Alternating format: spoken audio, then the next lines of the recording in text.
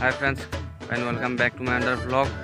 So আজি ভিডিওটো আপোনালোকক দেখাম মানে পুৰবাহ নামৰ ঠাইৰ ওচৰতে মানে বেকিংটো আছে। আপোনালোকক বেকিংটো দেখাম। তো বেকিংটো চাই থাকক। এই আপোনালোক মোৰ চাব পাৰে বেকিংটো। তো অলপ বছৰ যায় আপোনালোকক দেখুৱাইছোঁ। এতিয়া আমি পুৰবাহ আহি পালোঁ আৰু এটাই হ'ল নদীটো বেকি নদী।